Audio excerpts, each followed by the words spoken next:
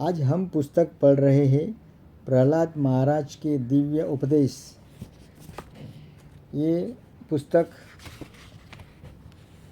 कृष्ण कृपामूर्ति श्रीमद ऐसी भक्ति वेदांत स्वामी प्रभुपाद संस्थापकाचार्य अंतर्राष्ट्रीय कृष्ण भावनामृत संघ द्वारा मुझे प्राप्त हुई है। ये पुस्तक से उनकी कथाएं जो है मैं आज आपके सामने प्रस्तुत करता हूँ। पहला शीर्षक है सर्वाधिक प्रिय पुरुष। यह पुस्तिका 1968 में श्रीमद् भागवतम के सप्तम स्कंद के 6वें अध्याय पर श्रील प्रभुपाद द्वारा दी गई वार्ता माला पर आधारित है। आप सभी का मेरी चैनल में स्वागत है। आइए हम आगे कथा सुनते हैं। आज मैं आप लोगों को एक बालक भक्त की कथा सुनाऊंगा जिसका नाम प्रहलाद महाराज था। वह घोर नास्तिक परिवार में जन्मे थे। इस संसार में दो प्रकार के मनुष्य हैं, असुर तथा देवता। उनमें अंतर क्या है? मुख्य अंतर यह है कि देवतागण श्री भगवान के प्रति अनुरक्त रहते हैं, जबकि असुरगण नास्तिक होते हैं।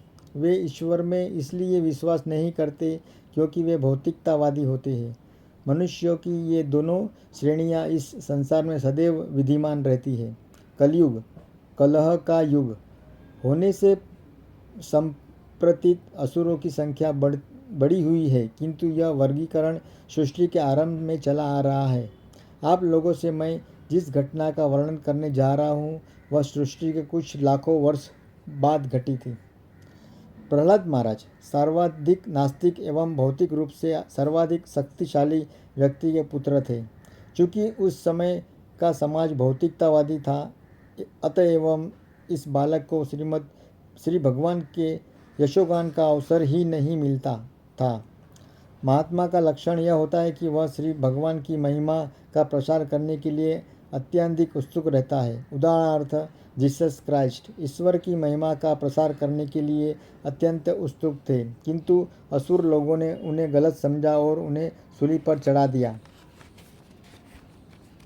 जब प्रहलाद महाराज 5 वर्ष के बालक थे तो उन्हें पाठशाला भेजा गया। जैसे ही मनोरंजन का अंतराल आता और शिक्षक बाहर चला जाता, वे अपने मित्रों से कहते, मित्रों आओ हम कृष्ण भावनामृत के विषय में चर्चा करें। यह दृश्य श्रीमद् भागवतम के सप्तम स्कंद के 6वें अध्याय में वर्णित है। भक्त प्रहलाद कहते, मित्रों यह बाल्यावस्था ही कृष्ण भावनामृत अनुशील करने का उचित समय है। और इनके बाल मित्र उत्तर देते, ओह हम तो खेलेंगे, हम कृष्ण भावनामृत क्यों ग्रहण करें? प्रत्युत्तर में प्रहलाद महाराज कहते थे, यदि तुम लोग बुद्धिमान हो तो बाल्यावस्था से ही भगवत धर्म प्रारंभ करो। श्रीमद् भागवतम भागवत धर्म प्रस्तुत करता है, अर्थात यह ईश्वर विषय वैज्ञानिक ज्ञान तक ले आता है। भागवत का अर्थ है पूर्ण पुरुषोत्तम भगवान और धर्म का अर्थ है विधि विधान। यह मानव जीवन की अति दुर्लभ है, एक महान सुयोग है। इसलिए प्रहलाद कहते हैं, मित्रों तुम लोग सभ्य मनुष्य के रूप में उत्पन्न हुए हो, अतः तुम्हारा यह मनुष्य शरीर क्षुणभंगुर होते हुए भी महानतम सुयोग है। कोई भी व्यक्ति अपने जीवन विधि नहीं जानता। ऐसी गणना की जाती है कि इस युग में मनुष्य शरीर 100 वर्ष तक जीवित रह सकता है, किंतु जैसे जैसे कलयुग आगे बढ़ता जाता है, जीवन की अवधि, स्मृति, दया, धार्मिकता तथा अन्य ऐसी विभूतियाँ घटती जाती हैं। अतः एवं इस युग में दीर्घायु अनिश्चित है। यद्यपि मनुष्य का स्वरूप क्षणिक है, फिर भी इस मनुष्य स्वरूप में आप जीवन की सर्वोत्तम सिद्धि प्राप्त कर सकते हैं। यह सिद्धि क्या है? सर्वव्यापक श्री भगवान को जान लेना। अन्य योनियों में यह संभव नहीं है। चूँकि हम क्रमिक विकास द्वारा यह मनुष्य स्वरूप प्राप्त करते हैं, इसलिए यह दुर्लभ अवसर है। प्रकृति के नियम अनुसार आपको अंततः मनुष्य शरीर दिया जाता है, जिससे आप आध्यात्मिक जीवन को प्राप्त करें, भगवत धाम वापस जा सके। जीवन का चरण लक्ष्य पूर्ण पुरुषोत्तम भगवान श्री विष्णु या श्री कृष्ण है। बाद में यह श्लोक में प्रहलाद महाराज कहते हैं, इस भौतिक जगत के जो लोग भौतिक शक्ति द्वारा मोहित हो जाता है, वह यह नहीं जानते कि मनुष्य जीवन का लक्ष्य क्या है। क्यों? क्योंकि वे श्री कृष्ण भगवान की चकाचौंध करने वाली बहिरंगी शक्ति द्वारा मोहित हो चुके हैं। वे यह भूल चुके हैं कि जीवन तो सिद्धम के चरम लक्ष्य भगवान श्री विष्णु को समझने के लिए एक सुअवसर है। श्री विष्णु या ईश्वर को समझने के लिए हम क्यों अति उत्सुक होना चाहिए? प्रहलाद महाराज कारण समझाते हैं। श्री विष्णु सर्वाधिक प्रिय व्यक्ति है। हम यह भूल चुके हैं। हम सभी किसी प्रिय मित्र की खोज में रहते हैं। हर व्यक्ति इसी प्रकार खोज करता है। पुरुष स्त्री के साथ प्रिय मैत्री करना चाहता है और स्त्री पुरुष से मैत्री करना चाहती है। यह फिर एक पुरुष अन्य पुरुष को खोजता है और एक स्त्री अन्य स्त्री को खोजती है। यह व्यक्ति किसी न किसी प्रिय मधुर मित्र की तलाश में रहता है। ऐसा क्यों? क्योंकि हम ऐसे प्रिय मित्र का सहयोग कर चाहते हैं जो हमारी सहायता कर सके। यह जीवन संघर्ष का अंग है और यह स्वाभाविक है किंतु हम यह नहीं जानते कि हमारे सर्वाधिक प्रिय मित्र पूर्ण पुरुषोत्तम भगवान श्री विष्णु है। जिन्होंने श्रीमद् भगवद गीता का अध्ययन किया है उन्हें 5वें अध्याय में यह उत्तम श्लोक मिला होगा। यदि आप शांति चाहते हैं तो आपको स्पष्ट रूप से यह समझना होगा कि इस लोक की तथा अन्य लोक की हर वस्तु श्री कृष्ण की संपत्ति है। वे ही हर वस्तु के भोक्ता है एवं वे ही हर एक के परम मित्र है। तो फिर तपस्या क्यों की जाए? क्यों धार्मिक अनुष्ठान किए जाए? क्यों दान दिए जाए? ये सारे कार्य श्रीमद् भगवान को प्रसन्न करने के अतिरिक्त और किसी निमित्त नहीं है। और जब श्री भगवान प्रसन्न होते हैं तो आपको फल मिलता है। आप चाहे उच्चतर भौतिक सुख की कामना करते हो या आध्यात्मिक सुख की, आप चाहे इस लोक में श्रेष्ठतर जीवन बिताना चाहते हो या अन्य लोकों में, यदि आप श्री भगवान को प्रसन्न कर लेते हैं तो आप उसे मनोवांछित फल प्राप्त कर सकोगे। इसलिए वे अत्यंत निष्ठावान मित्र हैं। किंतु बुद्धिमान व्यक्ति ऐसी कोई वस्तु नहीं चाहता जो भौतिक रूप से कलुषित हो। श्रीमद् भगवद गीता में श्री कृष्ण कहते हैं कि पुण्य कर्मों से मनुष्य सर्वोच्च भौतिक लोक अर्थात ब्रह्मलोक को प्राप्त कर सकता है, जहाँ पर जीवन की अवधि करोड़ वर्ष की है। आप वहाँ की जीवन विधि की गणना नहीं कर सकते। आपका सारा गणित का ज्ञान निष्फल हो जाता है। श्रीमद् भगवद गीता में कहा गया है कि ब्रह्मा जी का जीवन इतना दीर्घ है कि हमारे 432 करोड़ वर्ष, 432 करोड़, बिकॉज 432 432 करोड़ वर्ष उनके 12 घंटों के तुल्य है। 12 घंटों के तुल्य है। ये जितने वर्ष बताए ना, 432 वर्ष उनके 12 घंटों के तुल्य है। श्री कृष्ण कहते हैं तुम चींटी से लेकर ब्रह्मा तक कोई भी पद इच्छा अनुसार प्राप्त कर सकते हो, पर यहाँ भी जन्म मरण की पुनरावर्तन होगी। किंतु यदि तुम कृष्ण भावनामृत का अभ्यास करके मेरे पास आते हो तो तुम्हें इस कष्टप्रद भौतिक जगत में पुनः नहीं आना होगा। प्रहलाद महाराज यही बात कहते हैं। हमें अपने सर्वाधिक प्रिय मित्र श्री परम भगवान श्री कृष्ण की खोज करनी चाहिए। वे हमारे सर्वाधिक प्रिय मित्र हैं। वे स्वाभाविक रूप से प्रिय है। क्या आप अपने कभी विचार किया है कि आप किसी सर्वाधिक प्रिय वस्तु मानते हैं? आप स्वयं ही वह सर्वाधिक प्रिय वस्तु है। उदाहरण, मैं यहाँ बैठा हूँ, किंतु यदि आप आग लगने की चेतावनी दी जाए तो मैं तुरंत अपनी रक्षा के लिए मैं सर्वप्रथम सोचूंगा कि मैं अपने आप को किस तरह बचा सकता हूँ।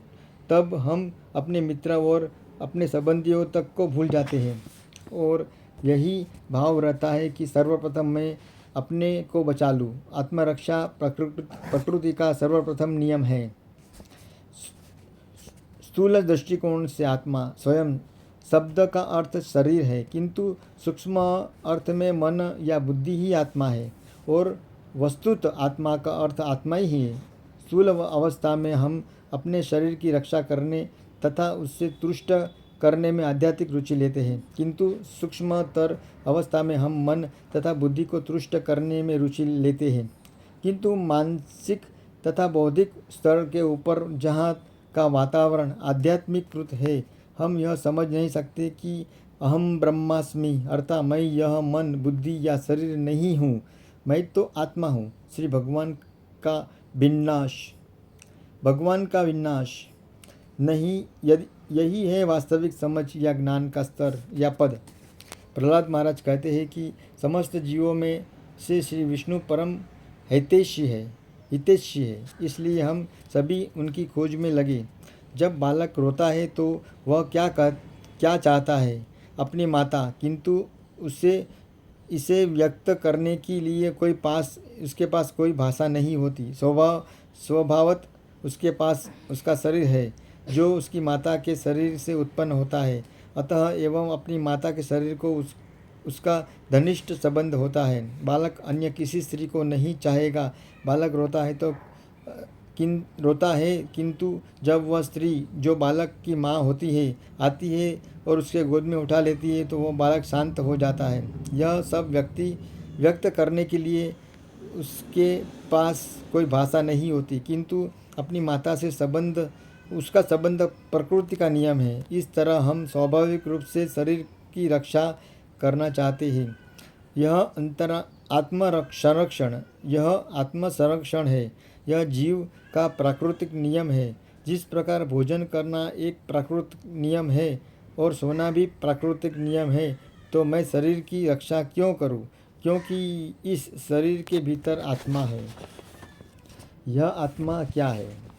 यह आत्मा श्री भगवान का अंश है।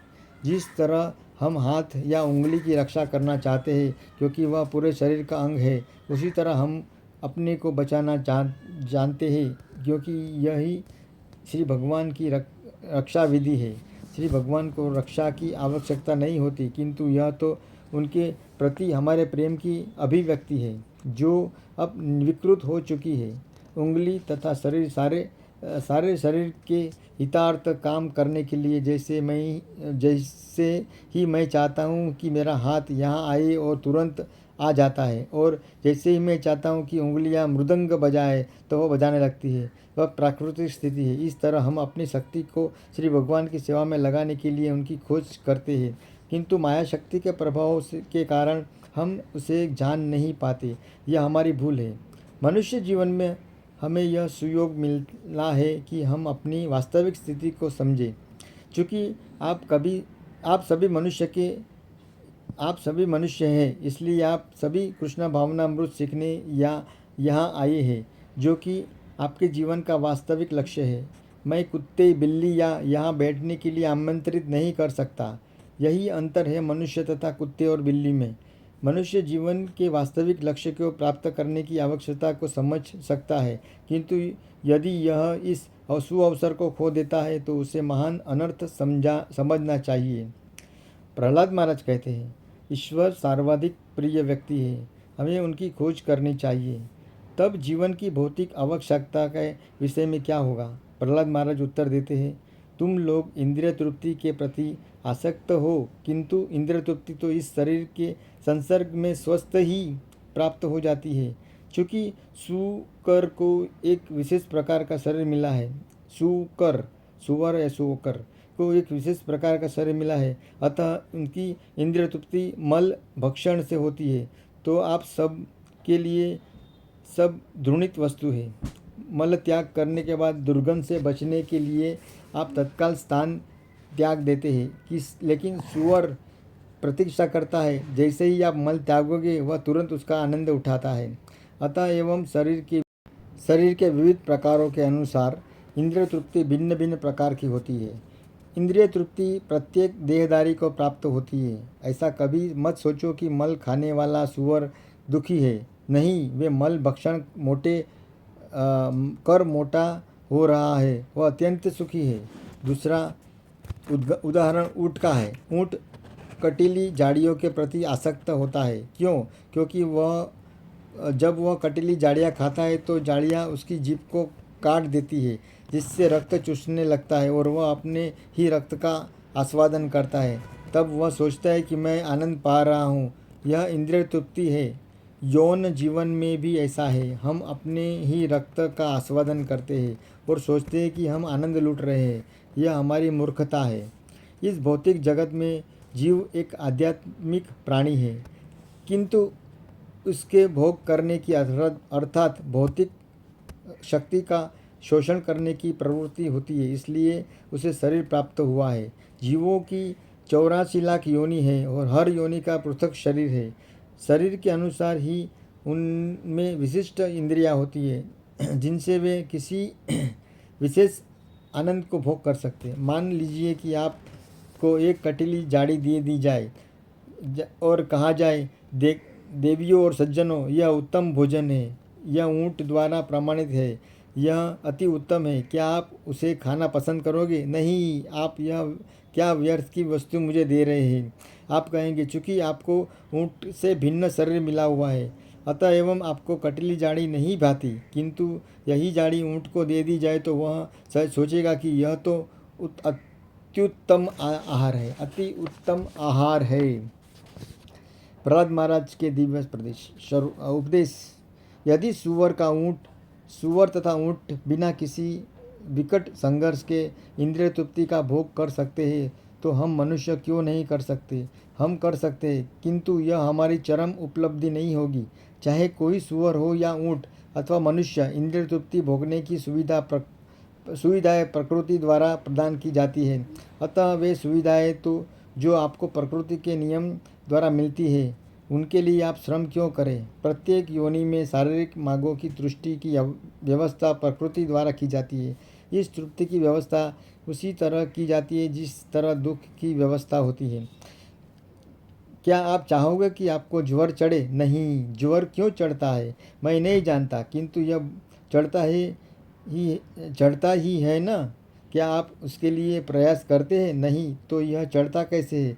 प्रकृति के यही एकमात्र उत्तर है। यदि आप कष्ट प्रकृति द्वारा प्रदत्त है, तो आपका सुख भी प्रकृति जन्य है।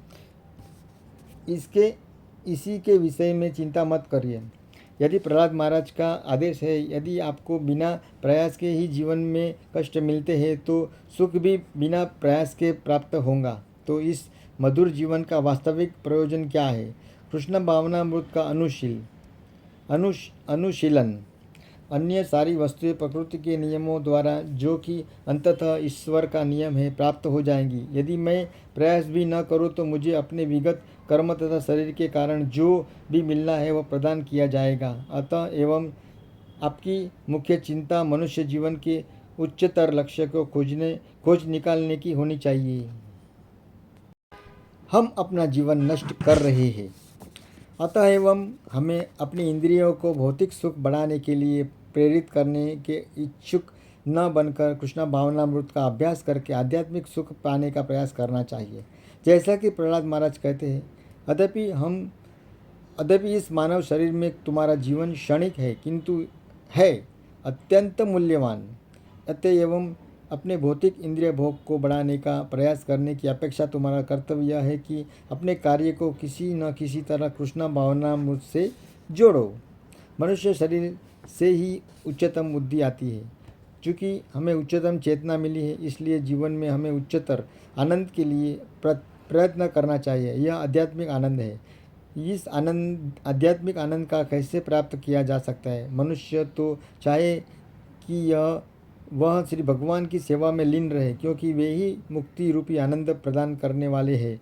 हमें अपना ध्यान श्री कृष्ण के चरण कमल को प्राप्त करने में लगाना चाहिए, जो हमारा इस भौतिक जगत से उद्धार करने वाले हैं। किंतु क्या हम इस जीवन में भोग नहीं कर सकते और अगले जीवन में कृष्ण की सेवा में अपने को नहीं लगा सकते? प्रहलाद महाराज का उत्तर है, अभी हम भौतिक बंधन में हैं, इसलिए समय मुझे यह शरीर मिला है, किंतु कुछ वर्षों बाद मैं यह शरीर त्याग कर अन्य शरीर धारण करने के लिए बाध्य होऊंगा।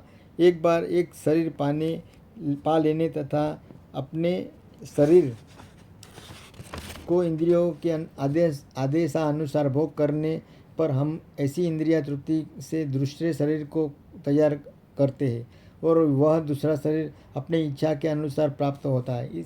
इसकी कोई प्रतिभूति नहीं है कि आपको मनुष्य शरीर ही मिले।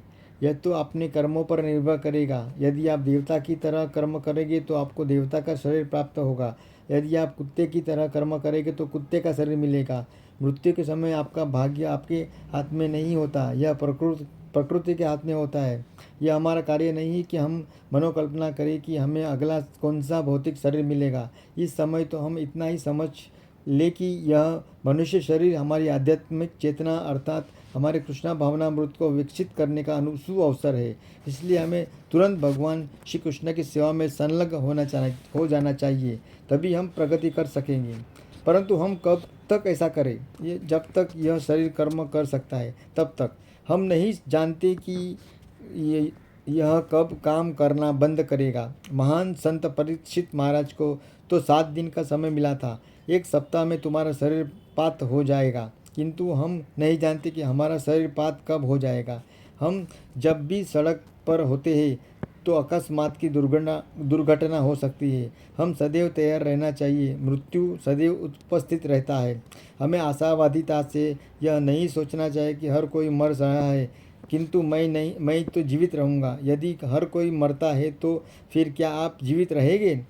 आपके पितामह मरे, प्रपितामह मरे, अन्य संबंधी गण भी मरे हैं, तो फिर क्या आप क्यों जीवित रहेंगे? आप भी मरेंगे, आपकी संतानों भी मरेगी। अतः एवं इसके मृत्यु पूर्वक की मृत्यु आए, जब तक यह मानवीय बुद्धि है हम कृष्णा भावनामृत में जुट जाए। प्रहलाद महाराज की यही संस्तुति है। हम नहीं जानते कि यह शरीर कब काम करना बंद कर दे और इतने एवं हमें तुरंत ही कृष्ण भावनामृत में प्रवृत्त होकर उसी के कार्य अनुसार करना चाहिए। किंतु यदि मैं तुरंत कृष्ण भावनामृत में लग जाऊँ तो मेरी जीविका कैसे चलेगी? इसकी व्यवस्था है। मुझे आप लोग से अपने इस शरीर के विश्वास के विषय में वर्णन करते हुए अत्यंत प्रसन्नता रहती है। इससे असहमत एक अन्य शिष्य ने कहा, तुम इसकी देखरेख नहीं करते कि प्रतिष्ठान को कैसे चलाया जाए? इस पर उसने उत्तर दिया, अरे श्री कृष्ण सब प्रदान करेंगे। यह अति उत्तम विचार है। इसके सुनकर मैं हर्षित होता हूँ। यदि कुत्ते, बिल्ली तथा सुअर भोजन पा सकते हैं तो क्या कृष्ण हमारे भोजन का भी प्रबंध नहीं करेंगे? यदि हम पूरी तरह कृष्ण भावनामृत हो जाए तो उनकी सेवा करते हैं तो क्या कृष्ण कृतज्ञ है? नहीं। क्या श्री कृष्ण कृतज्ञ है? नहीं।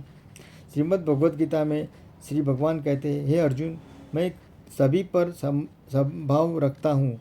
मैं किसी से ईर्ष्या नहीं करता और न कोई मेरा विशेष मित्र है।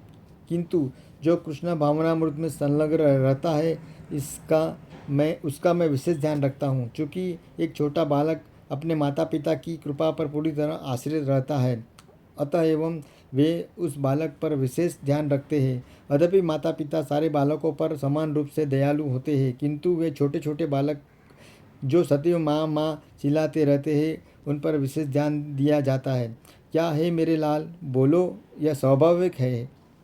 यदि आप उन श्री कृष्ण पर पूर्णतया आश्रित है तो कुत्तों, पक्षियों और पशुओं को 84 लाख योनि के जीवन को भोजन प्रदान करते हैं, तो फिर वे आपको भोजन क्यों नहीं देंगे? यह धारणा समर्पण का लक्षण है। किंतु हमें यह नहीं सोचना चाहिए कि श्री कृष्ण मुझे भोजन दे रहे हैं, अतः मैं अब सो जाऊंगा। आपको बिना भय के कार्य करना है। आपको श्री कृष्ण के लालन पालन तथा संरक्षण पर पूर्ण विश्वास रखते हुए श्री कृष्ण भावनामृत में पूरी तरह से लग जाना चाहिए। आइए हम अपनी आयु की गणना करें। इस युग में ऐसा कहा जाता है कि हम अधिक से अधिक 100 वर्ष तक जीवित रह सकते हैं। पहले सतयुग में, सत्वगुण के युग में लोग 1 लाख वर्ष तक जीवित रहते थे। अगले युग में, त्रेता युग में, वे 10,000 वर्ष तक जीते थे और उसके बाद वाले युग द्वापर में 1000 वर्ष तक अब इस कलयुग में अनुमान 100 वर्ष का है, किंतु जैसे जैसे कलयुग अग्रसर होता हमारी आयु और भी घटती जाएगी। यह हमारी आधुनिक सभ्यता है कि तथाकथित उन्नति है। इस हमें इसका बड़ा गर्व रहता है कि हम सुखी हैं और अपनी सभ्यता में सुधार ला सकते हैं, किंतु इसका परिणाम यह है कि हम भौतिक जीवन का भोग करने का प्रयास तो करते हैं, किंतु हमारी आयु कम हो जा रही है। यदि हम यह जानते हैं कि एक मनुष्य 100 वर्षों तक जीवित रहता है और यदि उसके आध्यात्मिक जीवन का कोई ज्ञान नहीं है, तो उसका आधा जीवन रात में सोने तथा संभोग करने में बीत जाता है। उसकी रुचि अन्य किसी कार्य में नहीं रहती और दिन के समय वह क्या करता है, धन कहाँ है, धन कहाँ है, मुझे यह शरीर को बनाए रखना है। और जब उसे पास धन आ जाता है तो वह कहता है कि क्यों न मैं इसका उपयोग अपनी पत्नी और बच्चों के लिए करूं। तो फिर उसकी आध्यात्मिक अनुभूति क्या रहती है। रात में वह अपना समय सोने में तथा संभोग में बिताने लगता है और दिन में वह धन अर्जित करने के लिए कठोर श्रम में समय बिताता है। क्या जीवन में इसका यही उद्देश्य है? ऐसा जीवन कितना भयावह है। साधारण व्यक्ति बालपन में भ्रमित रहता है और निरर्थक खेल खेलता रहता है। क्या आप 20 वर्षों तक पूरी तरह इसी तरह करते रह सकते हैं? तत्पश्चात जब आप वृद्ध हो जाएंगे तो फिर भी 20 वर्षों तक कुछ नहीं कर सकते हैं। जब व्यक्ति वृद्ध हो जाता है तो उसकी इंद्रियां काम नहीं कर सकती। अपने अनेक वृद्ध व्यक्तियों को देखा होगा, वे विश्राम करने के अतिरिक्त कुछ भी नहीं करते। अभी अभी हमें अपने एक शिष्य का पत्र मिला जिसमें सूचित किया गया है कि उसकी दादी को लकवा मार गया है और वह गत 3.5 वर्षों से कष्ट भोग रही है। अतः वृद्धावस्था में 80 वर्ष की आयु होते ही सारा काम ठप हो जाता है। इसलिए प्रारंभ से लेकर 20 वर्ष की आयु तक सारा समय नष्ट हो जाता है। और यदि आप 100 वर्ष तक जीवित भी रहते हैं तो जीवन की अंतिम अवस्था के 20 वर्ष भी नष्ट हो जाते हैं। इस तरह आपके जीवन की 40 वर्ष ऐसे ही नष्ट हो जाते हैं। 20 की आयु में यौवन शुदा इतनी प्रबल होती है कि इसमें भी 20 वर्ष नष्ट हो जाते हैं। इस तरह 20 फिर 20 और तब 20 कुल 60 वर्ष नष्ट हो जाते हैं। जीवन का यह विश्लेषण प्रहलाद महाराज द्वारा दिया गया है। हम अपने जीवन को कृष्ण भावनामृत में उन्नत करने में न लगाकर उसे चौपट कर रहे हैं। नया शीर्षक, पारिवारिक मोह। प्रहलाद महाराज ने अपने मित्रों से कहा, तुम्हें तुरंत ही कृष्ण भावनामृत शुरू कर देना चाहिए। सारे बालक नास्तिक भौतिकतावादी परिवारों में जन्मे थे, किंतु सौभाग्यवश उन्हें प्रहलाद की संगति प्राप्त थी, जो अपने जन्म से ही श्री भगवान के महान भक्त थे। जब भी उन्हें अवसर मिलता वो जब अध्यापक कक्षा के बाहर होता तो वह कहा करते, मित्रों आओ हम हरे कृष्ण कीर्तन करें, यह कृष्ण भावनामृत शुरू करने का समय है। किंतु जो जैसा कि हमें अभी अभी कहा कि किसी बालक ने कहा होगा, किंतु हम अभी बच्चे हैं, हमें खेलने दीजिए, हम तुरंत मरने वाले नहीं हैं, हमें कुछ आनंद लेने दीजिए, अतः बाद में कृष्ण भावनामृत शुरू करेंगे। लोग यह नहीं जानते कि कृष्ण भावनामृत सर्वोच्च आनंद है। वे सोचते हैं कि जो बालक तथा बालिकाएं इस कृष्ण भावनामृत में सम्मिलित हुए हैं वे मूर्ख हैं। वे प्रभुपाद के प्रभाव से इसी सम्मिलित हुए हैं और उन्होंने भोगने योग्य अपनी सारी वस्तुएं छोड़ दी है, किंतु वास्तव में ऐसा नहीं है। वे सभी बुद्धिमान शिक्षित बालिकाएं हैं और अत्यंत सम्मानित परिवार से आए हैं। वे मूर्ख नहीं हैं। वे हमारे संग में सचमुच ही जीवन का आनंद ले रहे हैं, अन्यथा इस आंदोलन के लिए वे अपना मूल्यवान समय अर्पित न करें। वस्तुतः कृष्ण भावनामृत में आनंदमय जीवन है, लेकिन लोगों को इसका पता नहीं है। वे कहते हैं कि इस कृष्ण भावनामृत से क्या लाभ है। जब मनुष्य इंद्रिय तृप्ति में फंसकर बड़ा होता है तो उससे निकल पाना बहुत कठिन होता है। इसलिए वैदिक नियमों के अनुसार 5 वर्ष की अवस्था से ही विद्यार्थी जीवन को बालकों को आध्यात्मिक जीवन के विशेष में शिक्षा दी जाती है। इसे ब्रह्मचर्य कहते हैं। एक ब्रह्मचारी परम चेतना अर्थात कृष्ण भावनामृत या ब्रह्म चेतना प्राप्त करने से अपना सारा जीवन अर्पित कर देता है। ब्रह्मचर्य के अनेक विधि विधान हैं। उदाहरणार्थ किसी का पिता कितना ही धनी क्यों न हो, एक ब्रह्मचारी अपने गुरु के निर्देशन में प्रतीक्षित होने के लिए उसकी शरण में एक दास की तरह आता है और एक तुच्छ दास की भांति कार्य करता है। वह कैसे संभव है? हमें इसका वास्तविक अनुभव हो रहा है कि अत्यंत सम्मानित परिवार से बहुत ही अच्छे बालक यहाँ किसी भी तरह का कार्य करने में संकोच नहीं करते। वे थालियाँ धोते हैं, फर्श साफ करते हैं, वे हर प्रकार के कार्य करते हैं। एक शिष्य की माता को अपने बेटे पर आश्चर्य हुआ। जब वह अपने घर गया, उससे पूर्व ही वह दुकान तक भी नहीं जाता था, किंतु अब वह 24 घंटे काम करने लगता है जब तक आनंद की अनुभूति न हो। भला कोई व्यक्ति कृष्ण भावनामृत जैसी विधि में क्यों न संगलित होना लगेगा। यह केवल हरि कृष्ण कीर्तन करने से ही, यही हरि कृष्ण मंत्र हमारी एकमात्र निधि है। मनुष्य एकमात्र कृष्ण भावनामृत से प्रसन्न रह सकता है। वस्तुतः यह आनंदपूर्ण जीवन है, किंतु बिना प्रशिक्षित हुआ ऐसा जीवन बिताया नहीं जा सकता।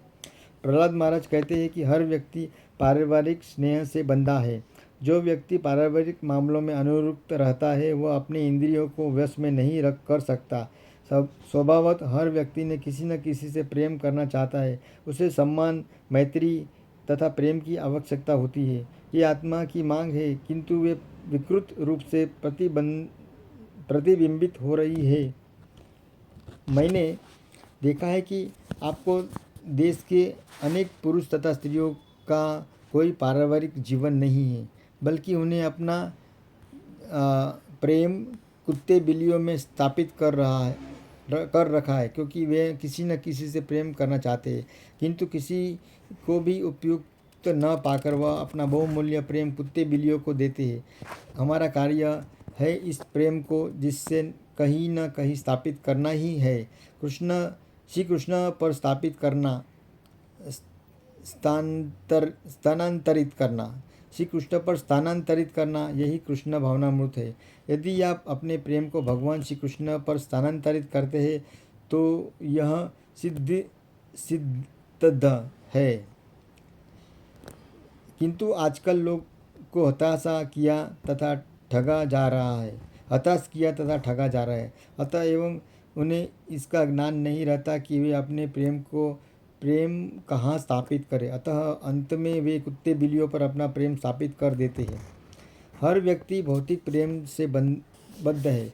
भौतिक प्रेम में उन्नत व्यक्ति के लिए आध्यात्मिक जीवन विकसित कर पाना बहुत कठिन है, क्योंकि प्रेम का यह बंधन अत्यंत बलशाली होता है। इसलिए प्रहलाद महाराज प्रस्ताव रखते हैं कि मनुष्य को बाल्यकाल से ही कृष्ण भावनामृत सीखना चाहिए। जब बालक 5-6 वर्ष का हो जाता है, जैसे कि उसकी चेतना विकसित हो जाती है, उसे प्रशिक्षित पाने के लिए पाठशाला भेजा दिया जाना चाहिए। प्रहलाद महाराज कहते हैं कि उसकी शिक्षा प्रारंभ से ही श्री कृष्ण भावना भावित होनी चाहिए। 5 से लेकर 15 वर्ष तक की अवधि अत्यंत मूल्यवान होती है। आप किसी भी बालक को कृष्ण भावनामृत तथा प्रशिक्षण दे सकते हैं और वह इसमें सिद्ध हो जाएगा। बालक यदि कृष्ण भावनामृत में प्रशिक्षित नहीं रहता तो उल्टे वह भौतिकतावादी में प्रगति कर लेता है, तो उसके लिए आध्यात्मिक जीवन विकसित कर पाना कठिन है। वह भौतिकतावादी क्या है? भौतिकतावाद का अर्थ यह है कि इस तरह जगत में हम सभी आत्माएं होते हुए भी इस जगत का किसी न किसी प्रकार भोग करना चाहिए। आनंद आध्यात्मिक जगत में श्री कृष्ण से संबंधित अपने शुद्ध रूप में विद्यमान रहता है, किंतु हम यह कलुषित सुख का भोग कर रहे हैं। जिस तरह बावरी न्यूयॉर्क की एक बस्ती का हर एक व्यक्ति सोचता है कि वह कुछ शराब पीकर भोग कर सकता है। भौतिक भोग का मूल्य सिद्धांत मैथुन है। इसलिए मैथुन न केवल मानव समाज में मिलेगा, अपितु बिल्ली समाज, कुत्ता समाज, पक्षी समाज सभी में मिलेगा। दिन में कबूतर कम से कम 20 बार संभोग करता है, यदि यही उसका आनंद है। श्रीमद् भागवतम द्वारा यह पुष्टि होती है कि भौतिक भोग न नर तथा नारी के यौन मिलाप से अधिक अन्य किसी अन्य पर आधारित नहीं है। प्रारंभ में कोई लड़का सोचता है, वाह यह लड़की कितनी सुंदर है, और वह लड़की कहती है कि वह लड़का उत्तम है। जब वे मिलते हैं तो भौतिक कलश्म अधिक प्रगाढ़ हो जाता है, और जब वे संभोग करते हैं तो वे और अधिक लिप्त हो जाते हैं। कैसे? जैसे ही लड़का तथा लड़की विवाहित हो जाते हैं तो वे एक घर चाहते हैं, फिर उसे बच्चे उत्पन्न होते हैं। जब बच्चे जन्म लेते हैं तो वे सामाजिक मान्यता, समाज, मैत्री तथा प्रेम चाहते हैं। इस तरह भौतिक आसक्ति बढ़ती जाती है। इन सभी में धन की आवश्यकता होती है। जो व्यक्ति अति भौतिकतावादी होता है वह किसी को भी ठग सकता है, किसी का भी वध कर सकता है, धन्य की मांग कर सकता है, उधार ले सकता है या चोरी कर सकता है।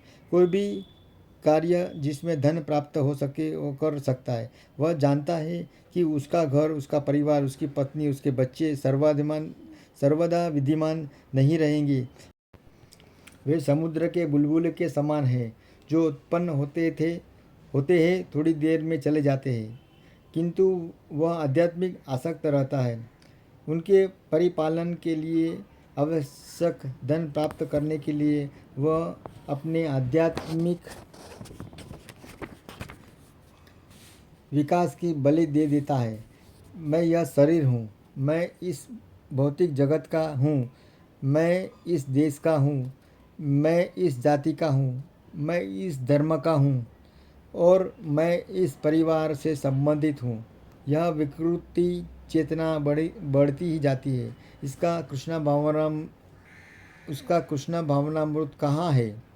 वह इतनी गहराई तक फंस जाता है कि उसके लिए धन अपने जीवन से भी अधिक मूल्यवान बन जाता है।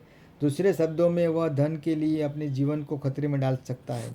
चाहे कोई गृहस्थ हो या श्रमिक, व्यापारी हो या चोर डकैत या धूर्त, हर व्यक्ति धन के पीछे लगा हुआ है। यह ही मोह है। इस बंधन में वह अपने को विनिष्ट कर देता है।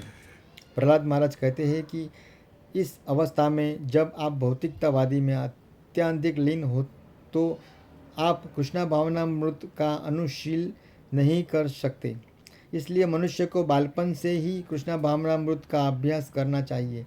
निसंदेह श्री चैतन्य महाप्रभु इतने दयालु हैं कि वे कहते हैं, कभी न करने की अपेक्षा विलंब से करना श्रेष्ठ है। कभी न करने की अपेक्षा विलंब से करना श्रेष्ठ है। यद्यपि तुम अपने बालपन से ही कृष्ण भावनामृत को प्रारंभ करने का अवसर गंवा दे बैठे हो, किंतु तुम जैसे भी स्थिति में हो वहीं से आराम करो। यही श्री चैतन्य महाप्रभु की शिक्षा है। यही श्री चैतन्य महाप्रभु की शिक्षा है। उन्होंने यह कभी नहीं कहा कि चूँकि तुम अपने बचपन से कृष्ण भावनामृत नहीं शुरू किया इसलिए तुम उन्नति नहीं कर सकते। वे अत्यंत कृपालु हैं। उन्होंने हमें यह उत्तम हरे कृष्ण कीर्तन की विधि प्रदान की है।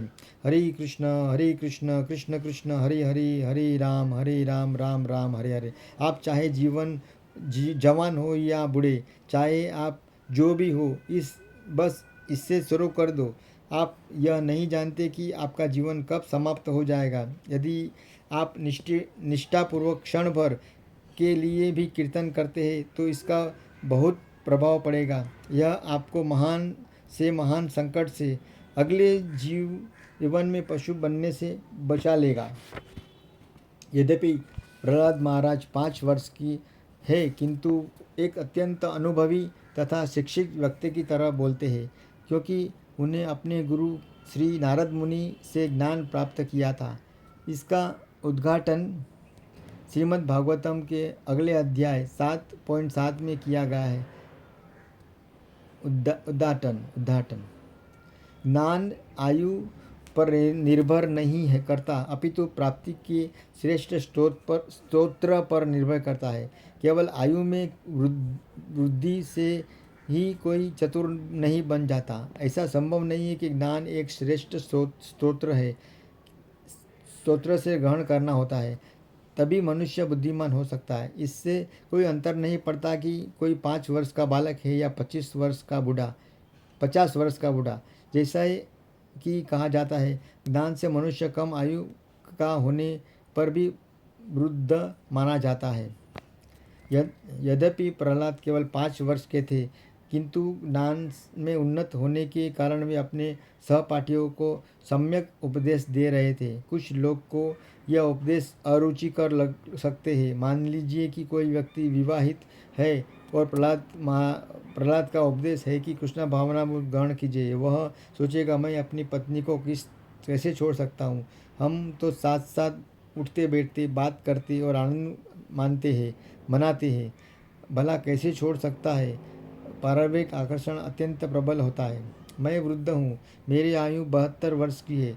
मैं विगत 14 वर्षों से अपने परिवार से विलग हूँ। तथापि कभी कभी मैं अपनी पत्नी और बच्चों के विषय में सोचता हूँ। यह स्वाभाविक है, किंतु इसका अर्थ यह नहीं है कि मुझे वापस जाना होगा। यह ज्ञान है। जब मैं इंद्रिय तृप्ति के विचारों में मग्न होता है, जब मन इंद्रिय तृप्ति के विचारों में मग्न होता है, तो यह समझना चाहिए कि यह मोह है। वैदिक प्रणाली के अनुसार मनुष्य को 50 वर्ष की आयु में अपना परिवार छोड़ना ही पड़ता है। उससे जाना ही पड़ेगा, उसका कोई दूसरा विकल्प नहीं है। प्रथम 25 वर्ष विद्यार्थी जीवन के लिए है। 5 वर्ष से 25 वर्ष की आयु तक उसे कृष्ण भावनामृत की सुचारू रूप से शिक्षा दी जानी चाहिए। मनुष्य की शिक्षा का मूल्य सिद्धांत कृष्ण भावनामृत के अतिरिक्त और कुछ भी नहीं होना चाहिए। तभी इस लोक में तथा अगले लोक में वह जीवन सुखमय तथा सफल होगा। कृष्ण भावना भवित शिक्षा का अर्थ है कि मनुष्य को पूरी तरह भौतिक चेतना छोड़ने के लिए प्रशिक्षित किया गया है। यही सम्यक कृष्ण भावनामृत है। किंतु यदि कोई विद्यार्थी कृष्ण भावनामृत के सारे ग्रहण को नहीं कर पाता, तो उसे सुयोग पत्नी से विवाह करने और शांतिपूर्ण गृहस्थ जीवन बिताने की अनुमति दी जाती है। क्योंकि उसे कृष्ण भावनामृत के मूल्य सिद्धांतों का प्रशिक्षण दिया जा चुका होता है, इसलिए वह इस भौतिक जगत में नहीं फंसेगा। जो व्यक्ति सादा जीवन बिताता है, सादा जीवन और उच्च विचार, यह पारिवारिक जीवन में भी श्री कृष्ण भावनामृत में प्रगति कर सकता है। अतः एवं पारिवारिक जीवन की निंदा नहीं की जाती, किंतु यदि मनुष्य अपनी आध्यात्मिक पहचान भूलकर सांसारिक व्यापारों में फंस जाता है, तो वह दुर्गति को प्राप्त होता है। उसके जीवन का उद्देश्य नष्ट हो जाता है। यदि कोई यह सोचता है कि मैं काम वासना से अपने को नहीं बचा सकता, तो उसे चाहिए कि वह विवाह कर ले। इसकी संतुष्टि है, लेकिन अवैध मैथुन न किया जाए। यदि कोई व्यक्ति किसी स्त्री को चाहता है या कोई स्त्री किसी पुरुष को चाहती है, तो उन्हें चाहिए कि विवाह करके कृष्ण भावनामृत में जीवन बिताए। जो व्यक्ति बचपन से ही कृष्ण भावनामृत में प्रशिक्षित किया जाता है, भौतिक जीवन शैली के प्रति स्वभावत उसकी रुचि कम हो जाती है और 50 वर्ष की आयु में वह ऐसे जीवन का परित्याग कर देता है कि वह किसी तरह परित्याग करना शुरू करता है। पति तथा पत्नी घर छोड़कर एक साथ तीर्थ स्थान पर यात्रा चले जाते हैं। यदि कोई व्यक्ति 25 वर्ष से लेकर 50 वर्ष की आयु तक पारिवारिक जीवन में रहा है, तो तब तक उसकी कुछ संतानें अवश्य ही बड़ी हो जाती है। इस तरह 50 वर्ष की आयु में पति अपने पारिवारिक मामले अपनी गृहस्थ जीवन बिताने वाले पुत्र में से किसी को सौंपकर अपनी पत्नी के साथ पारिवारिक संबंधों को भुलाने के लिए किसी तीर्थ स्थान की यात्रा पर जा सकता है। जब वह पुरुष पूरी तरह विरक्त हो जाता है, तो वह अपनी पत्नी से अपने पुत्र के पास वापस चले जाने के लिए कहता है और स्वयं अकेला रह जाता है।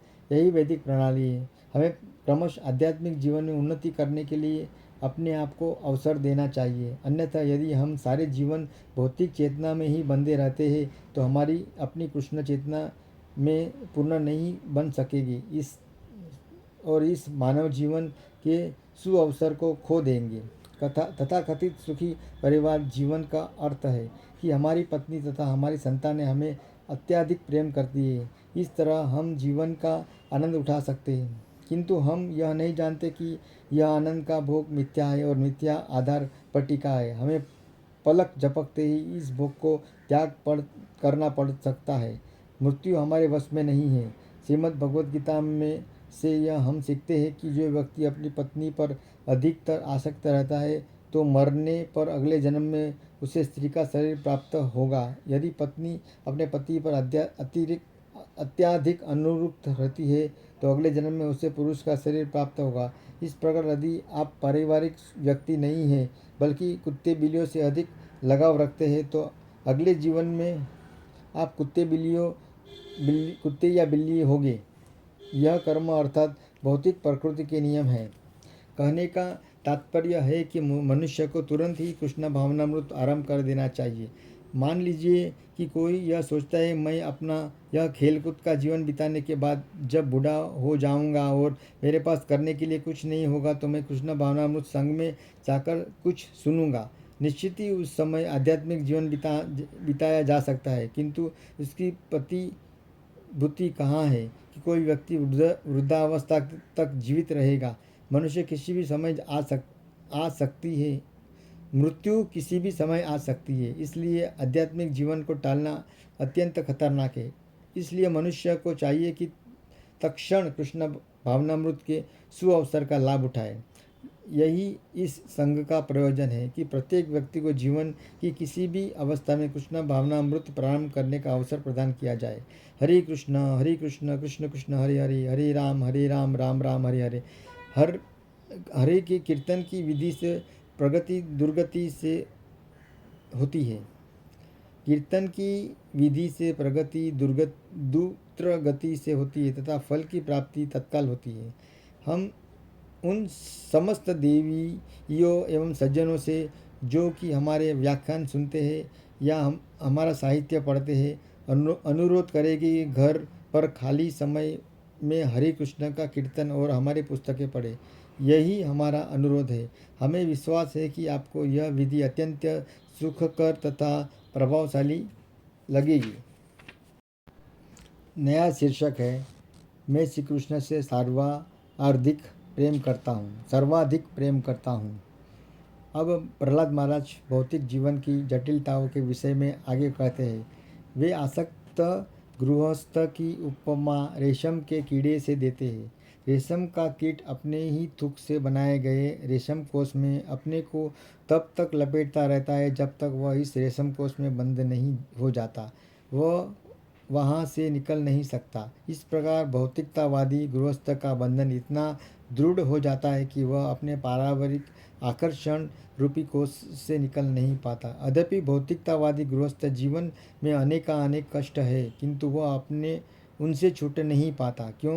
क्योंकि वह सोचता है कि मैथुन भोग तथा स्वादिष्ट भोजन अत्यंत महत्वपूर्ण है, इसलिए अनेक कष्टों के होने पर भी वह उसका परित्याग नहीं कर पाता।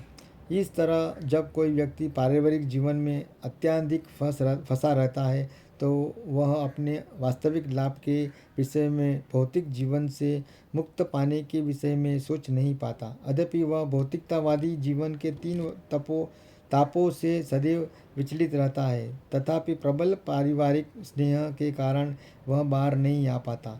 वह यह नहीं जानता कि मात्र पारिवारिक स्नेहवश वह अपनी सीमित आयु को नष्ट कर रहा है। वह उस जीवन को नष्ट कर रहा है जो आत्म साक्षात्कार के लिए अपने वास्तविक आध्यात्मिक जीवन की अनुभूति करने के लिए मिला था। प्रहलाद महाराज अपने आसुरी मित्रों से कहते हैं, इसलिए तुम लोग उनकी संगति छोड़ दो जो भौतिक भोगों में आसक्त है। तुम लोग उन व्यक्तियों की संगति क्यों नहीं करते जो कृष्ण भावनामृत का अनुशीलन करते हैं। यही उनका उपदेश है। वे अपने मित्रों से कहते हैं कि इस कृष्ण भावनामृत को प्राप्त करना सरल है। क्यों? वस्तुतः कृष्ण भावनामृत हमें अत्यंत प्रिय है, किंतु हम उसे भूल चुके हैं। अतः जो व्यक्ति कृष्ण भावनामृत को अंगीकार करता है वह इससे अधिकाधिक प्रभावित रहता है और अपनी भौतिक चेतना को भूल जाता है। यदि आप विदेश में हैं तो आप अपने घर को, अपने परिवारों को तथा अपने मित्रों को भूल सकते हैं जो आपको अत्यंत प्रिय है, किंतु यदि आप अचानक ही उनकी स्मृति हो जाए तो आप तुरंत अभिभूत हो उठते हैं। मैं उनसे कैसे मिल सकूँगा? सैन फ्रांसिस्को में हमारे एक मित्र है, मुझे कहा कि वह बहुत पहले अपने बच्चे को छोड़कर किसी दूसरे देश में चला गया था। हाल ही में उसका जवान पुत्र का पत्र आया है। इससे तुरंत ही पिता को उसके प्रति अपने स्नेह का स्मरण हो आया और उसने कुछ धन अपने पास भेज दिया। यह स्नेह स्वतः उत्पन्न हुए, यद्यपि वह अपने पुत्र को इतने वर्षों से भुला हुआ था।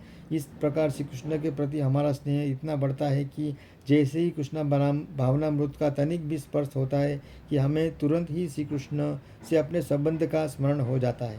प्रत्येक व्यक्ति का भगवान श्री कृष्ण से कुछ न कुछ विशेष संबंध होता है। वैसे वह भूल चुका है, किंतु जैसे जैसे हम कृष्ण भावना भवित में होते हैं वैसे वैसे श्री कृष्ण के साथ हमारे संबंध की पुरानी चेतना क्रमशः स्पष्ट हो जाती है। और जब हमारी चेतना वास्तव में सुस्पष्ट हो जाती है तो हम श्री कृष्ण के साथ अपने विशेष संबंध को समझ सकते हैं। श्री कृष्ण के साथ हमारा संबंध पुत्र या दास के रूप में, मित्र के रूप में, माता पिता के रूप में अथवा प्रेमिका या प्रिय पत्नी के रूप में हो सकता है। ये सारे संबंध इस भौतिक जगत में विकृत रूप में प्रतिबिंब होते हैं, किंतु कृष्ण भावनामृत के पद को प्राप्त करते ही श्री कृष्ण से हमारा पुराना संबंध फिर से जागृत हो उठता है। हम में से हर व्यक्ति प्रेम करता है। सर्वप्रथम मैं अपने शरीर से प्रेम करता हूँ, क्योंकि मेरी आत्मा इस शरीर के भीतर है। अतएव मैं अपनी आत्मा को अपने शरीर से बढ़कर प्रेम करता हूँ, किंतु उस आत्मा का श्री कृष्ण से घनिष्ठ संबंध है, क्योंकि आत्मा श्री कृष्ण का भिन्नास है। इसलिए मैं श्री कृष्ण से सर्वाधिक प्रेम करता हूँ। और चूँकि श्री कृष्ण सर्वव्यापक है, अतः एवं मैं हर एक वस्तु से प्रेम करता हूँ। दुर्भाग्यवश हम भूल चुके हैं कि श्री कृष्ण या ईश्वर सर्वव्यापक है। इस स्मृति को पुनर्जीवित करना है। हमें अपने कृष्ण भावनामृत को पुनर्जीवित करते ही हम हर वस्तु को श्री कृष्ण से संबंधित देख सकेंगे और तब प्रत्येक वस्तु प्रेम करने योग्य हो जाएगी। मैं तुम्हें प्रेम करता हूँ या तुम मुझे प्रेम करते हो, किंतु यह प्रेम एक क्षणभंगुर शरीर के स्तर पर है। किंतु जब कृष्ण प्रेम विकसित हो जाता है तो मैं न केवल तुमसे प्रेम करूँगा, अपितु मैं हर जीवन से प्रेम करूँगा। और क्योंकि तब बाह्य उपाधि अर्थात शरीर विस्मृत हो जाएगा। जब कोई व्यक्ति पूर्णतया कृष्ण भावना भवित हो जाता है तो वह यह नहीं सोचता कि वह मनुष्य है, वह पशु है, वह कुत्ता है, वह बिल्ली है या कीड़ा है। वह प्रत्येक को श्री कृष्ण भिन्नास के रूप में दिखता है। इनकी सुंदर व्याख्या श्रीमद् भगवद गीता में हुई है। जो वास्तविक कृष्ण भावनामृत का ज्ञाता है वह इस ब्रह्मांड में प्रत्येक जीव को प्रेम करता है। जब तक कोई व्यक्ति कृष्ण भावना भवित पद पर स्थित नहीं हो जाता तब तक वह विश्व बंधुत्व का प्रश्न ही नहीं उठता। यदि हम वास्तव में विश्व बंधुत्व के विचार को कार्यान्वित करना चाहते हैं तो हमें भौतिक चेतना की अपनी कृष्ण भावनामृत के पद पर पहुँचना होगा। जब तक हम भौतिक चेतना में रहेंगे हमारे पेय वस्तुओं की संख्या सीमित होगी, किंतु जब हम वास्तव में कृष्ण भावनामृत में होंगे तो हमारे प्रेय सर्वभौम होंगे। प्रहलाद महाराज यही कहते हैं, जड़ वृक्षों से लेकर सर्वोच्चम सजीव प्राणी ब्रह्मा तक में श्री भगवान अपने परमात्मा के रूप के विस्तार में सर्वत्र उपस्थित है। जैसे ही हम कृष्ण भावना भवित हो चुके जाते हैं, पूर्ण पुरुषोत्तम भगवान के वह विस्तार परमात्मा हमें प्रेरित करते हैं कि हम हर वस्तु को श्री कृष्ण से संबंधित जानकर प्रेम करें। श्री भगवान की सर्वव्यापकता की अनुभूति नया शीर्षक है। प्रहलाद महाराज ने अपने सहपाठियों को श्री भगवान की सर्वव्यापकता के विषय में सूचना दी। यद्यपि श्री भगवान अपने विस्तार तथा अपनी शक्तियों द्वारा सर्वव्यापी है, किंतु इसका अर्थ यह नहीं है कि वे अपना व्यक्तित्व खो चुके हैं। यह महत्वपूर्ण बात है। यद्यपि वे सर्वव्यापी है तथापि वे पुरुष है। हमारी भौतिक विचारधारा के अनुसार यदि कोई वस्तु सर्वव्यापक होती है तो उसका व्यक्तित्व नहीं होता, उसका कोई स्थान तृतीय पक्ष नहीं रहता। लेकिन ईश्वर ऐसे नहीं है। उदाहरणार्थ एग्जाम्पल, धूप सर्वव्यापी है, किंतु सूर्य का स्थानीय पक्ष सूर्यलोक भी है, जिसे आप देख सकते हैं। इस तरह न केवल सूर्यलोक है अपितु सूर्यलोक के भीतर सूर्यदेव है जिनका नाम विवस्वान है। यह ज्ञान हमें वैदिक साहित्य से प्राप्त होता है। अन्य लोक में क्या हो रहा है इसका जानने के लिए हमारे पास प्रामाणिक स्तोत्र से सुनने के अतिरिक्त कोई अन्य साधन नहीं है। आधुनिक सभ्यता में हम ऐसे विषयों पर वैज्ञानिक को प्रमाण मानते हैं। हम वैज्ञानिक को यह कहते सुनते हैं कि हम चंद्रमा देख चुके हैं और यह ऐसा है वैसा है, और हम इस पर विश्वास कर लेते हैं। हम किसी वैज्ञानिक के साथ चंद्रमा देखने नहीं गए, किंतु हम उस पर विश्वास कर लेते हैं। ज्ञान का मूल्यधार विश्वास है। आप चाहे वैज्ञानिकों पर विश्वास करें चाहे वेदों पर, यह हम पर निर्भर करता है कि किस स्तोत्र पर आपका विश्वास है। अंतर इतना है कि वेदों में प्राप्त सूचना निर्दोष है, जब वैज्ञानिकों से प्राप्त सूचना सदोष है। वैज्ञानिक की सूचनाएं सदोष क्यों है? क्योंकि प्रकृति द्वारा बुद्धिमान सामान्य व्यक्ति में 4 दोष पाए जाते हैं। वे कौन कौन से हैं? पहला दोष यह है कि बद्ध मानव की इंद्रियां पूर्ण है। हम सूर्य को एक छोटे गोले के रूप में देखते हैं क्योंकि वह पृथ्वी से बहुत दूर है, किंतु हम उसे एक छोटे गोले के रूप में देखते हैं। हर व्यक्ति जानता है कि हमारे देखने तथा सुनने आदि की शक्तियाँ सीमित है। चूँकि इंद्रियाँ सीमित है, इसलिए बुद्ध जीव निश्चित रूप से भूल सकता है, चाहे वह कितना ही बड़ा वैज्ञानिक क्यों न हो। अभी बहुत समय नहीं बीता जब इस देश में वैज्ञानिक प्रक्षेपास्त्र छोड़ रहे थे तो एक दुर्घटना हो गई और वह प्रक्षेपास्त्र तुरंत जलकर राख हो गया। इस तरह एक भूल हो गई। बुद्ध जीव भले करता ही रहेगा क्योंकि वह बुद्ध जीव का स्वभाव है। भूल चाहे बहुत छोटी हो या बहुत बड़ी, किंतु भौतिक प्रकृति द्वारा बुद्ध मनुष्य निश्चित रूप से भूल करेगा। यह नहीं बुद्ध जीव मोहग्रस्त होता रहता है। यह तब होता है जब वह किसी वस्तु को निरंतर दूसरी वस्तु समझता रहता है। उदाहरणार्थ, हम शरीर को स्वयं मान बैठे हैं। चूँकि मैं यह शरीर नहीं हूँ, अतः मेरे द्वारा इस शरीर को स्वयं समझाना मोह है। सारा संसार इसी मोह में है कि मैं यह शरीर हूँ, इसलिए शांति नहीं है। मैं अपने को भारतीय सोचता हूँ, आप अपने को अमेरिकी मानते हैं और एक चीनी अपने को चीनी का वासी सोचता है। आखिर भारतीय, अमेरिकी, चीनी क्या है? यह शरीर पर आधारित मोह ही होता है। यही इसका सार है। बुद्ध जीव को चौथा दोष है कि धोखा देने की प्रवृत्ति। भले ही कोई व्यक्ति मूर्ख हो, किंतु मैं सेखी बधारूंगा कि मैं अत्यंत विद्वान हूँ। मोहग्रस्त तथा भूल करने के वाला हर व्यक्ति मूर्ख है, तथापि वह अपने को अच्युत प्रकांड विद्वान मानता है। इस तरह सारे बुद्ध जीव को इंद्रियां अपूर्ण होती है। सारे बुद्ध जीव भूल कर सकते हैं और मोहग्रस्त होते ही तथा उनमें धोखा देने की प्रवृत्ति होती है। भला ऐसे बुद्ध जीवों से वास्तविक ज्ञान की आशा किस तरह की जा सकती है?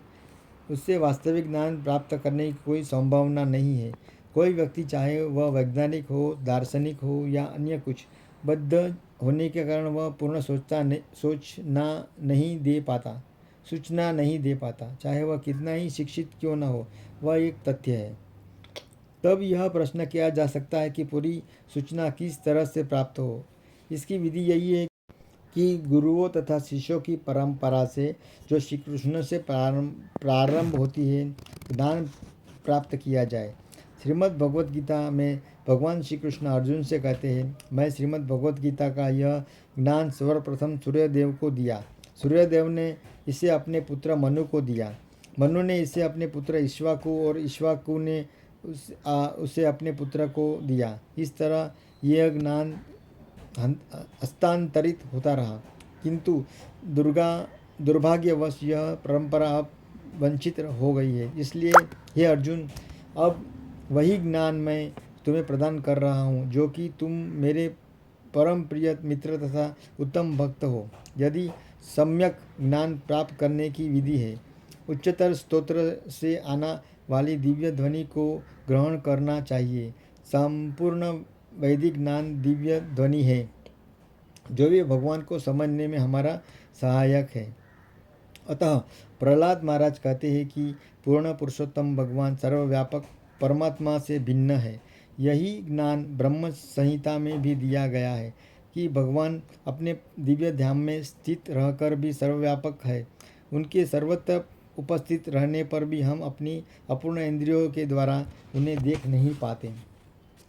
तत्पश्चात प्रहलाद महाराज कहते हैं कि यद्यपि उन्हें देखना नहीं जा सकता तो भी उनकी अनुभूति की जा सकती है। वो बुद्धिमान है, वह श्री भगवान की सर्वत्र उपस्थिति की अनुभूति करता है। वह कैसे संभव है? दिन के समय कमरे के भीतर रहकर भी वह जाना जा सकता है कि दिन चढ़ गया। चूँकि हम कमरे में प्रकाश आ रहा है, इसलिए वह समझा जा सकता है कि आकाश में सूर्य चमक रहा है। इसी तरह सूर्य जिन्होंने परंपरा से पूर्ण ज्ञान प्राप्त किया है, वह जानते हैं कि हर वस्तु श्री भगवान की शक्ति का प्रसार है, इसलिए वे श्री भगवान का सर्वत्र दर्शन करते हैं। हम अपनी भौतिक इंद्रियों से क्या अनुभव करते हैं? जो हमारी भौतिक आँख से दृष्टिगोचर होता है उसे हम देख सकते हैं, क्योंकि पृथ्वी, जल तथा अग्नि, किंतु हम वायु को नहीं देख सकते। यद्यपि हम स्पर्श द्वारा उसका अनुभव कर सकते हैं, ध्वनि के द्वारा हम समझ सकते हैं कि आकाश है, और सोचने, अनुभव करने, इच्छा करने आदि के कारण हम समझ सकते हैं कि मन है। इस तरह हम समझ सकते हैं कि बुद्धि है, जो मन का मार्गदर्शन करती है। यदि हम और आगे चले तो हम समझ सकते हैं कि मैं चेतना हूँ। जो व्यक्ति और भी उन्नत है, वह समझ सकता है कि चेतना का स्रोत आत्मा है और उससे ऊपर परमात्मा है। हमारे चारों ओर जो वस्तुएं दृष्टिगोचर होती है, वे श्री भगवान की अपरा शक्ति का विस्तार है।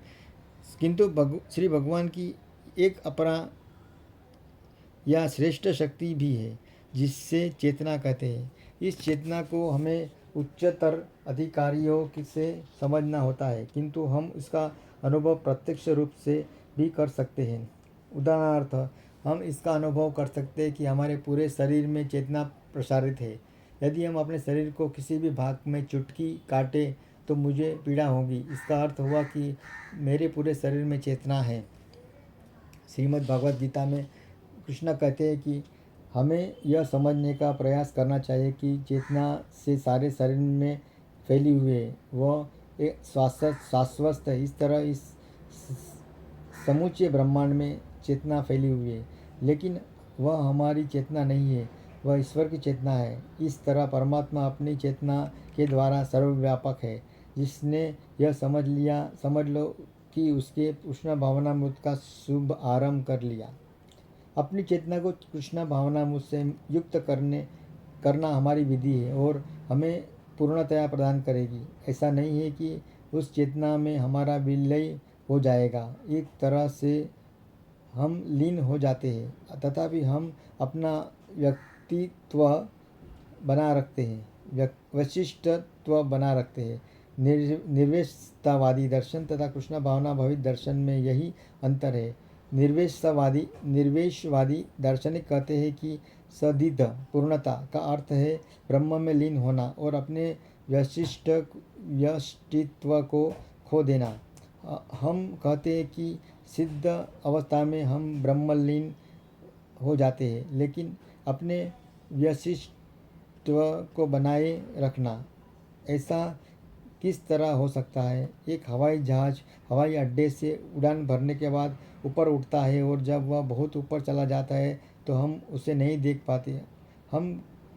तब हम केवल आकाश दिखता है, किंतु वह जहाज़ खोता नहीं है, तब भी रहता है। इस तरह से एक विशाल हरे वृक्ष को बैठाता हुआ पक्षी, हम पक्षी तथा वृक्ष में अंतर नहीं कर पाते, किंतु दोनों का अस्तित्व बना रहता है। इस तरह परम चेतना श्री कृष्ण है, और जब हम अपनी चेतना को ब्रह्म से जोड़ते हैं तो हम पूर्ण बनते हैं, किंतु हमारी व्यष्टित्व बना रहता है। एक बाह्य व्यक्ति यह सोचता है कि ईश्वर तथा उनके शुद्ध भक्त में कोई अंतर नहीं है, किंतु यह अल्प ज्ञान है। कारण होता है हर व्यक्ति, हर प्राणी एक विशिष्ट को शाश्वत रूप से बनाए रखता है, भले ही वह ब्रह्म से युक्त क्यों न हो गया हो।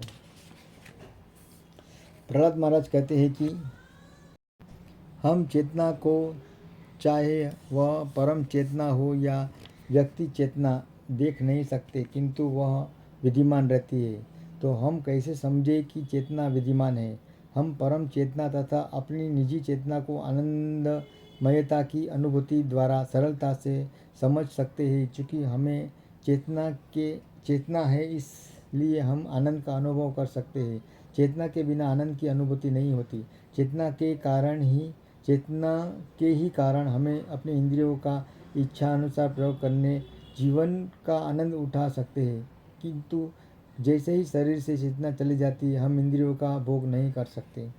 हमारी चेतना का अस्तित्व इसलिए है कि हम परम चेतना के भिन्नाश है। उदाहरणार्थ, एक चिंगारी अग्नि का एक लघु कण मात्र होती है, तथापि वह अग्नि है।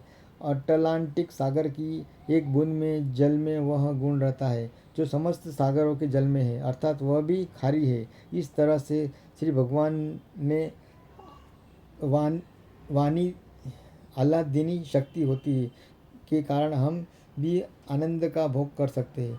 चूँकि श्री भगवान परमेश्वर या परम नियात्मक है, अतः हम भी ईश्वर या नियामक है। उदाहरणार्थ, जब मुझे खांसी आती है तो मैं पानी पी सकता हूँ, यह मेरी नियात्मक शक्ति है। हम में से प्रत्येक में यह नियामक शक्ति अपनी अपनी क्षमता के अनुसार पाई जाती है, लेकिन हम परम नियामक नहीं है।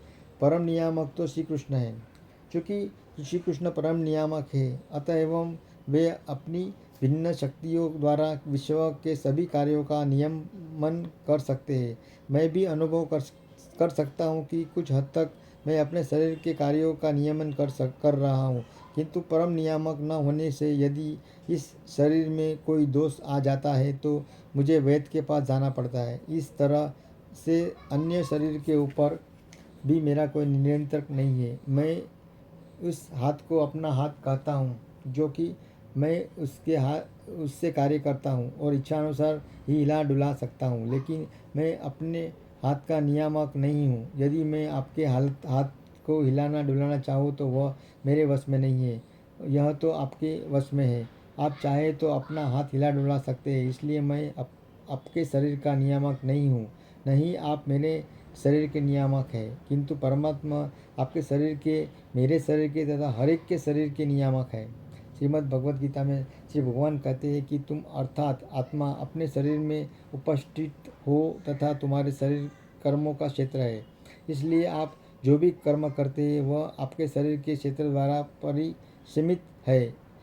एक भूभाग में बंदा पशु उस क्षेत्र में वितरण कर सकता है, किंतु वह वहाँ से बाहर नहीं जा सकता। इस तरह मैं आपका कर्म तथा मेरा कर्म हमारे शरीर की सीमाओं के भीतर बंधा है, किंतु कृष्ण कहते हैं मैं प्रत्येक क्षेत्र में उपस्थित हूँ। इस तरह परमात्मा होने के कारण श्री कृष्ण जानते हैं कि मेरे शरीर में, आपके शरीर में तथा अन्य लाखों करोड़ों शरीरों में क्या हो रहा है, इसलिए वे परम शक्ति नियामक है।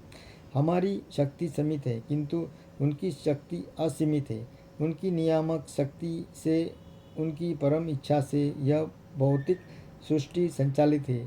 इसकी पुष्टि श्री भगवद गीता में होती है, जहाँ श्री कृष्ण कहते हैं संपूर्ण भौतिक प्रकृति मेरे अधिक क्षण में कार्य करती है।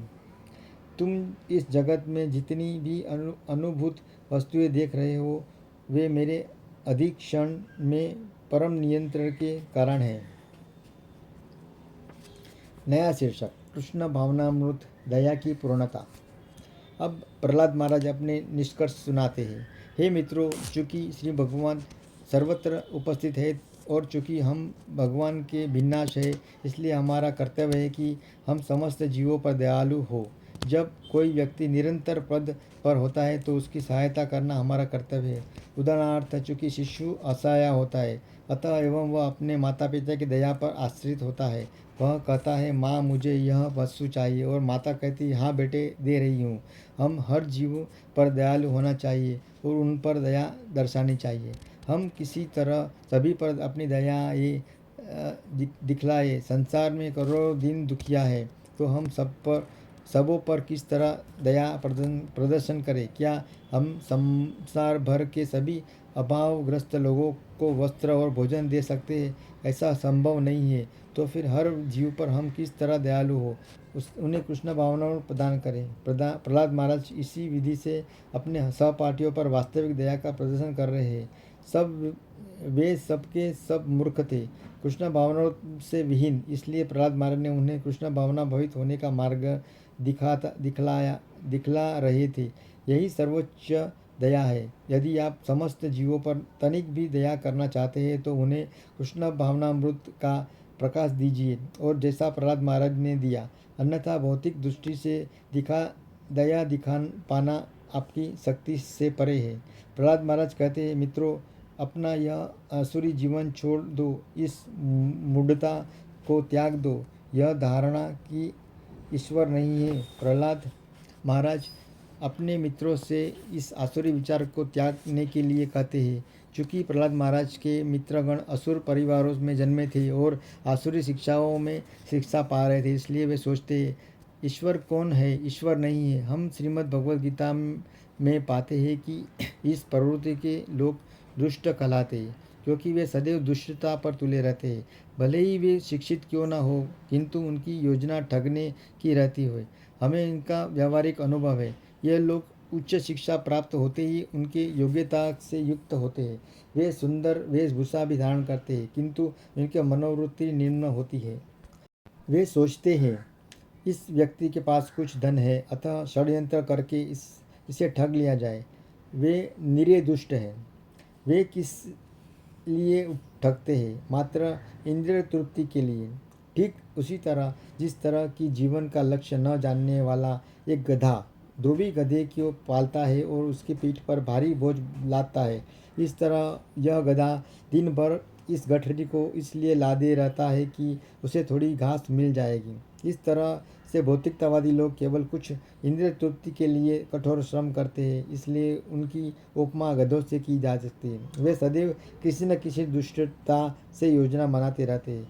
वे मानव जाति में सबसे निम्न होते हैं, क्योंकि इन्हें ईश्वर में विश्वास नहीं, क्योंकि इनका ज्ञान भौतिक शक्ति माया द्वारा हर लिया गया है। चूँकि वे ईश्वर के अस्तित्व को नकारते हैं, इसलिए मोह उन्हें प्रेरित करता है। सचमुच ही ईश्वर नहीं है। कठिन श्रम करो और पाप करो जिससे नरक जा सको।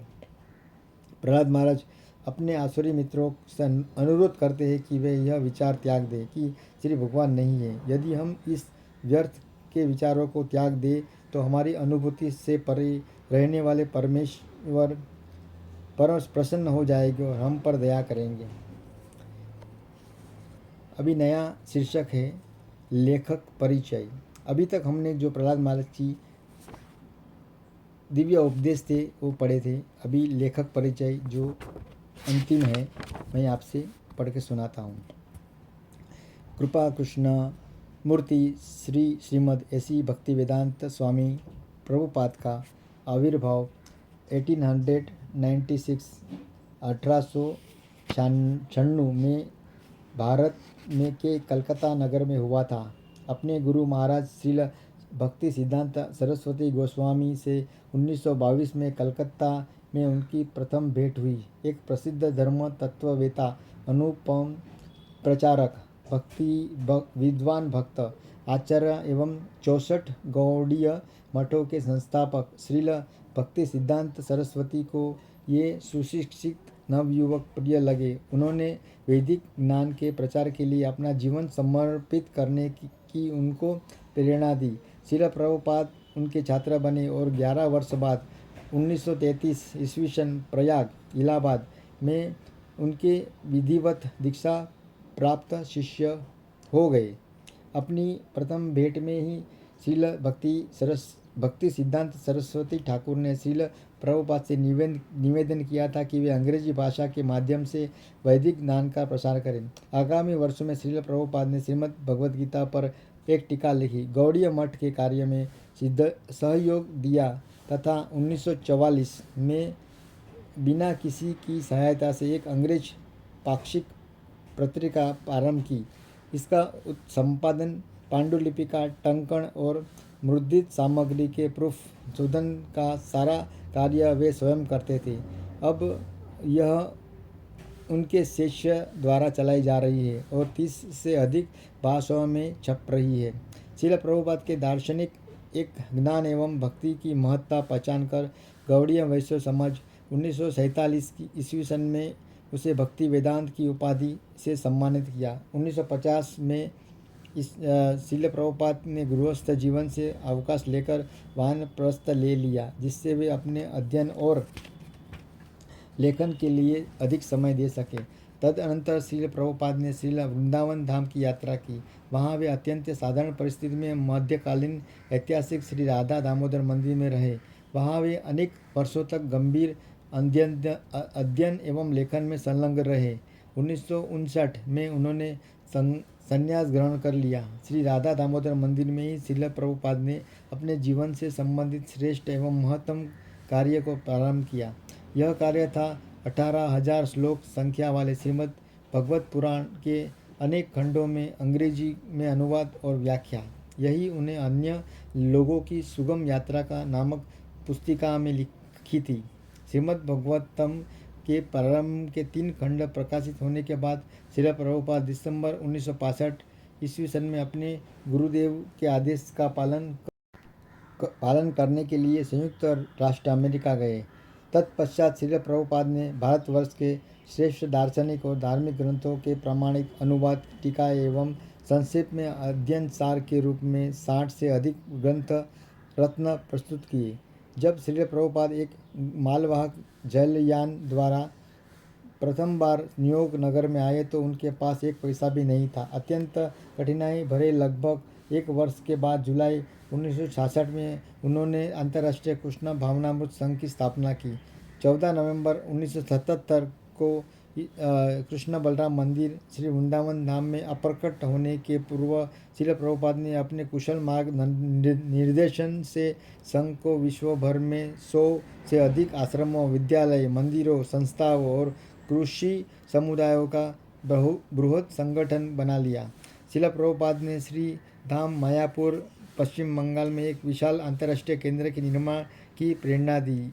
यहीं पर वैदिक साहित्य के अध्ययनार्थ सुनियोजित संस्था की योजना है, जो अगले 10 वर्ष तक पूर्ण हो जाएगी। इस प्रकार श्री वृंदावन धाम में भव्य कृष्ण बालराम मंदिर और अंतर्राष्ट्रीय अतिथि भवन तथा श्रील प्रभुपाद स्मृति संग्रहालय का निर्माण हुआ। वे केंद्र हैं जहां पाश्चात्य लोग वैदिक संस्कृति के मूल्य रूप का प्रत्यक्ष अनुभव प्राप्त कर रहे हैं। मुंबई में भी श्री राधा रास बिहारी जी मंदिर के रूप में एक विशाल सांस्कृतिक एवं शैक्षणिक केंद्र का विकास हो चुका है। इसके अतिरिक्त भारत में दिल्ली, बेंगलोर, अहमदाबाद, बड़ौदा और अन्य स्थानों पर सुंदर मंदिर हैं। किंतु श्रील प्रभुपाद का सबसे बड़ा योगदान उनके ग्रंथ है। ये ग्रंथ विद्वानों द्वारा अपनी प्रामाणिकता, गंभीरता और स्पष्टता के कारण अत्यंत मान्य है। उन अनेक महाविद्यालयों में उच्चतरीय पाठ्य ग्रंथों के रूप में प्रयुक्त होते हैं। श्रील प्रभुपाद की रचनाएं 50 से अधिक भाषाओं में अनुदित है। 1972 में केवल श्रील प्रभुपाद के ग्रंथों के प्रकाशन के लिए स्थापित भक्ति वेदांत बुक ट्रस्ट भारतीय धर्म और दर्शन के क्षेत्र में विश्व का सबसे बड़ा प्रकाशक हो गया है। इस ट्रस्ट का एक अत्यधिक आकर्षक प्रकाश श्रील प्रभुपाद द्वारा केवल 18 मास में पूर्ण की गई उनकी एक अनुभव कृति है, जो बंगाली धार्मिक महाग्रंथ श्री चैतन्य चरितामृत का 17 खंडों में अनुवाद और टीका है। 12 वर्षों में अपनी वृद्धावस्था की चिंता न करते हुए श्रील प्रभुपाद के विश्व के 6 महाद्वीपों की 14 परिक्रमा की। इतनी व्यस्त कार्यक्रम रहते हुए भी श्रील प्रभुपाद की उर्वरा लेखनी अविरत चलती रहती थी। उनकी रचनाएं वैदिक दर्शन, धार्मिक साहित्य और संस्कृति के इस यथार्थ पुस्तकालय का निर्माण करती थी। इस तरह हमारी ये पुस्तक प्रहलाद महाराज के दिव्य उपदेश यहाँ पर समाप्त हो रही है। आपका बहुत बहुत धन्यवाद जो आपने धीरज से धीरजपूर्वक ये हमारी प्रस्तुति सुनी। इस तरह आप मुझे प्रेरित और प्रोत्साहित कर सकते हैं। आप ये मेरी चैनल जीवन_अनिल को सब्सक्राइब कीजिए, शेयर कीजिए और लाइक कीजिए और कुछ कमेंट भी लिखिए मेरा कार्य के लिए आपको कैसा लगा। बहुत बहुत धन्यवाद। हरे कृष्ण कृष्ण कृष्ण हरे हरे, हरे राम राम राम हरे। आपका बहुत बहुत धन्यवाद। हरि बोल।